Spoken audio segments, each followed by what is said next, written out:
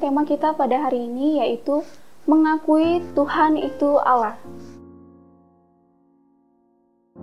Maka Tuhan mengabulkan doanya dan mendengarkan permohonannya. Ia membawanya kembali ke Yerusalem dan memulihkan kedudukannya sebagai raja. Dan Manasya mengakui bahwa Tuhan itu Allah. Pengakuan yang jujur dan terbuka di hadapan Allah sangat penting. Gereja-gereja tertentu masih mengadakan pengakuan dosa di hadapan jemaat jika ada anggota jemaat yang melakukan pelanggaran atau dosa. Pengakuan ini mempunyai tujuan untuk melakukan pertobatan dan pembaharuan hidup di hadapan Allah dan manusia. Tentu saja pengakuan dosa tersebut memberi dampak positif agar anggota jemaat yang lain tidak melakukan pelanggaran yang sama. Pembaruan hidup sangatlah penting. Kisah Raja Manasye dapat menjadi pelajaran bagi kita. Raja Manasye melakukan pelanggaran, yaitu membuat patung di dalam rumah Allah. Hal ini merupakan suatu kekejian di hadapan Allah. Akibat perbuatan Manasye itu, Allah membiarkannya ditangkap oleh Raja Asyur dan dibawa ke Babel. Namun kemudian, Raja Manasye sadar bahwa perbuatannya itu tidak berkenan kepada Allah dan ia bertobat. Maka Allah mengampuninya, lalu membawanya kembali ke Yerusalem.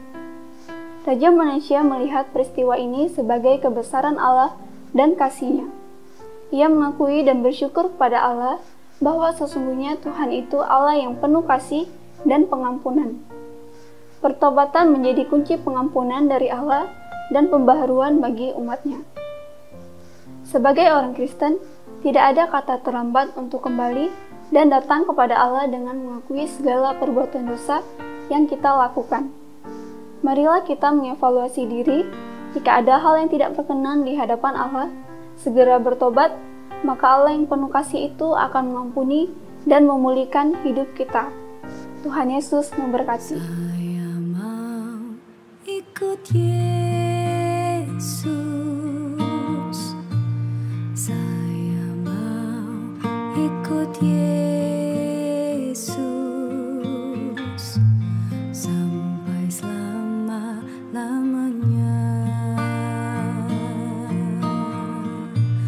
Saya mau ikut Yesus. Saya mau ikut Yesus sampai selama-lamanya. Meskipun kadang susah, menderita dalam dunia, saya mau ikut Yesus sampai selama-lamanya. Meskipun kadang susah, menderita dalam dunia, saya mau ikut Yesus sampai selama-lamanya.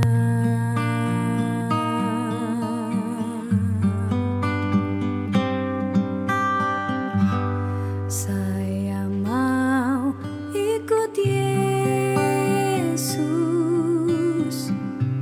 Saya mau ikut Yesus sampai selama-lamanya.